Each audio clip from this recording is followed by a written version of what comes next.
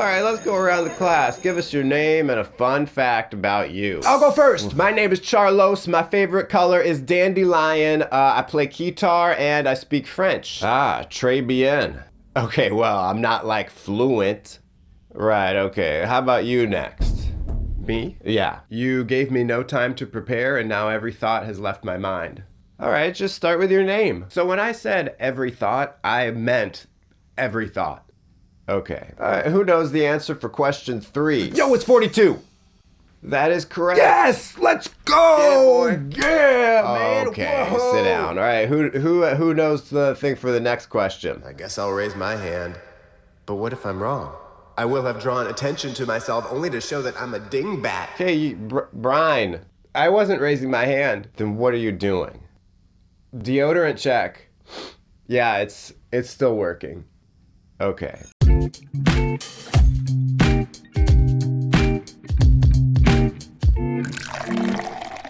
Salam ngopi-ngopi, ngobrol pintar penuh inspirasi.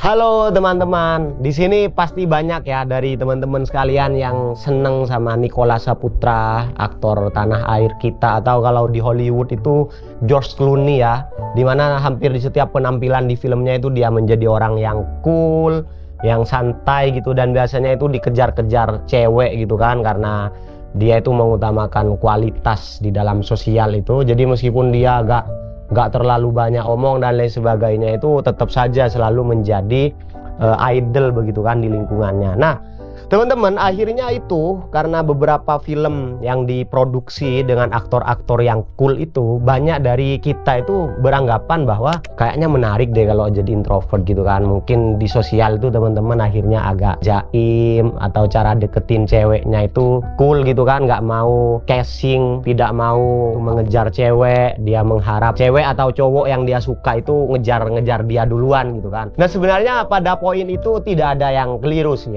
tapi beberapa waktu lalu saya ditelepon oleh salah satu sahabat yang menurut saya lama bersama beliau ini sekitar 7 tahunan waktu kuliah. Dia adalah salah satu figur ya, dia cukup tertutup orangnya, meskipun sebenarnya sosial it's okay, tidak yang begitu tertutup banget yang sampai kupu-kupu gitu. Dia aktif di organisasi juga, yang mana selama dia aktif itu bagus, tapi memang saya kaget waktu teman saya itu telepon, katanya menjadi introvert itu sedikit menghambat begitu kan, karena membuat dia itu akhirnya mungkin malu untuk doing something yang mungkin menurut dia baru. Jadi dia diskusi gimana ya untuk bisa lepas dari introvert. Itu kan sudah dalam posisi bahwa karakter itu yang menguasai kita begitu kan, menguasai teman saya ini. Seyogyanya kan introvert ekstrovert itu adalah pilihan ya, sikap yang bisa kita pilih kapan aja untuk kita manfaatkan demi untuk menyesuaikan dengan kondisi yang kita inginkan gitu.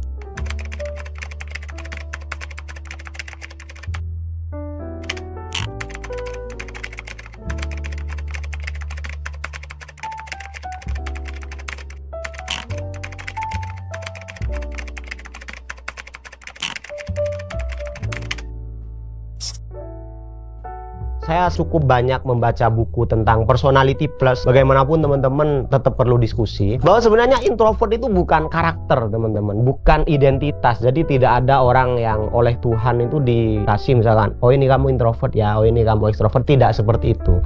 Introvert itu hanya sekedar kebiasaan begitu kan. Nah kebiasaan itu yang membentuk itu kan lingkungan ya teman-teman. Mungkin waktu kecil, lingkungan di keluarga, lingkungan di sekolah misalkan, itu akhirnya membuat kita beranggapan mulai dari dulu bahwa kayaknya saya lebih nyaman dengan introvert ini. Jadi itu akhirnya teman-teman terapkan terusan selama hidup teman-teman. Mungkin waktu sekolah karena tidak ada hal yang visioner gitu ya, yang teman-teman mungkin harus ditargetkan atau apa, jadi gak masalah sebenarnya jadi ekstrovert, jadi introvert tuh bahagia-bahagia aja. Nah sekarang ketika sudah masuk pada dunia kerja, sudah berkeluarga, akhirnya kita harus melakukan hal-hal yang kadang belum pernah kita lakukan itu, dan kita kadang merasa terhambat dengan kebiasaan kita yang kita sudah anggap karakter gitu kan. Jadi memang introvert itu hanya sekedar kebiasaan. Artinya kalau kebiasaan itu kan bisa diganti. Meskipun sebenarnya kebiasaan itu bisa ya dalam titik tertentu itu sampai menjadikan identitas ya. Jadi kalau teman-teman itu sering olahraga misalkan selama bertahun-tahun, teman-teman itu sudah akan menganggap bahwa kita itu adalah seorang ahli fitness begitu kan, atau seorang olahragawan misalkan kayak gitu. Jadi itu sebenarnya hanya tentang kebiasaan. Dalam artian akhirnya saya cerita ke teman saya itu bahwa itu bisa diganti loh. Dan sebenarnya malah kita yang harus punya kekuasaan untuk memilah gitu kan, kita ingin bersikap seperti apa. Biasanya orang-orang introvert atau melankolis begitu itu memikirkan sesuatu yang dia mau lakukan atau dia lagi mau kerja apa gitu, biasanya cara berpikirnya yang kualitatif begitu kan. Sedangkan ekstrovert itu kuantitatif. Menurut saya itu sama aja ya teman-teman. Karena saya misalkan dianggap ekstrovert atau teman-teman di sekitar saya yang ekstrovert, sebenarnya sama-sama build quality sih. Jadi kita sering melakukan sesuatu itu akan membuat sesuatu yang sering kita lakukan itu akan lebih nyaman, akan lebih efektif, akan lebih bagus begitu kan. Begitupun orang introvert, dia merasa bahwa ketika kita fokus, kita mempersiapkan segala sesuatunya sendiri dulu akan menjadikan sesuatu itu sangat bagus begitu. Jadi sebenarnya goalnya sama, hanya sekarang yang menjadi penting itu sebenarnya dalam konteks sosial atau dalam konteks bisnis, malah sebenarnya yang paling banyak dibutuhkan itu adalah ekstrovert loh. Jadi ekstrovert itu orang-orang yang mau menerima hal-hal baru, terbuka terhadap hal-hal baru. Dia percaya pada usaha teman-teman. Dia tidak terlalu mentuhankan kualitas ya. Menurut dia ya apa yang akan dia dapatkan itu bergantung pada usaha yang dia berikan. Makanya orang-orang ekstrovert itu rata-rata ya melakukan begitu. Sedangkan introvert itu dia dirancang dulu di pikirannya. Saya teringat pada kata-katanya Bob Sadino ya, bahwa bisnis yang bagus itu adalah bisnis yang dijalankan begitu kan. Jadi kalau cuma kita pengen bisnis yang nilainya miliaran, triliunan, tapi itu ada di pikiran begitu, itu gak jadi begitu, gak bakalan ngasih apa-apa. Nah biasanya rata-rata orang yang ekstrovert itu adalah orang-orang yang lebih percaya pada itu. Dan dalam konteks tertentu kita memang harus menjadi orang tersebut, ekstrovert itu, semerasa introvert apapun kita.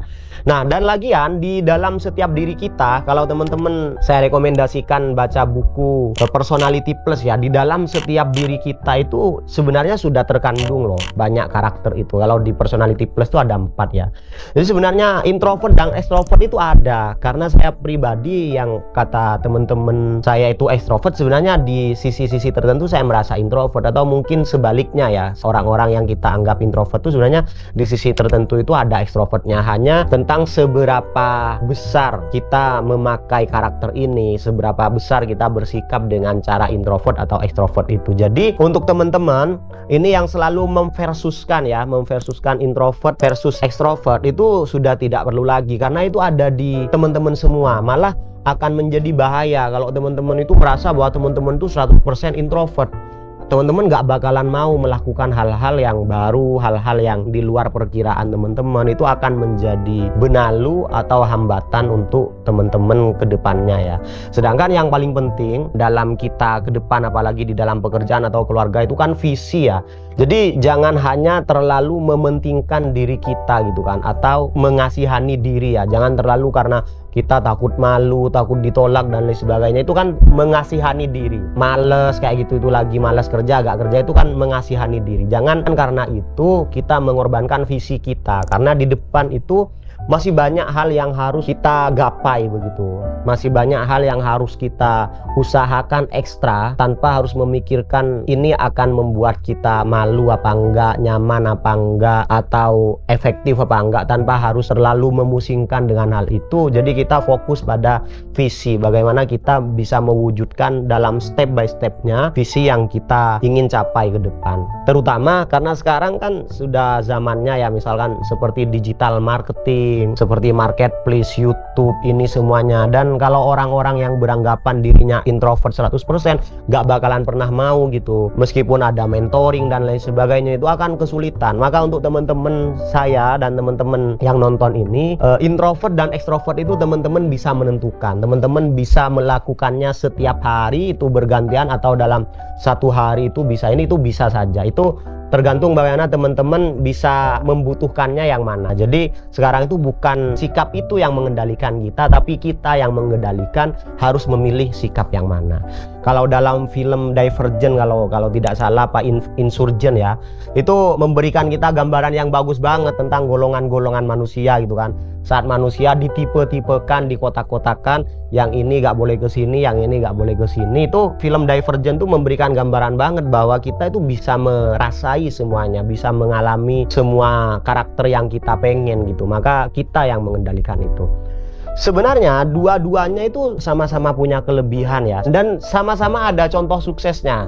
Baik yang introvert, misalkan kita mau melihat seperti Ahmad Dhani mungkin ya, Raditya Dika, atau mungkin juga Panji Pragiwaksono, Pak Sandiaga Uno itu sepertinya juga introvert ya. Sedangkan yang ekstrovert ya, contoh suksesnya juga banyak banget seperti Daniel Mananta, terus Oprah Winfrey, mungkin Anthony Robbins. Jadi sama sebenarnya. Saya melihat itu bahwa mereka menjadi seperti apa yang mereka butuhkan gitu secara karakter. Kalau kita jadi MC misalkan, jadi komentator, nggak bisa kita bengong-bengongan aja kayak Kus Justin ya, sampai pada hal-hal yang mengkritik dan lain sebagainya. Jadi sekali lagi itu sama-sama ada kelebihan dan kekurangannya sendiri. Itu ibarat kata itu adalah alat ya. Extrovert, introvert itu adalah sikap yang kita bisa jadikan alat, dimana dengan alat itu bisa membuat sesuatu yang menjadi tujuan kita itu bisa lebih efektif gitu dapatnya. Oke, itu dari saya sharing, semoga bisa bermanfaat untuk teman-teman. Silahkan kalau mau diskusi di bawah ini. Thank you.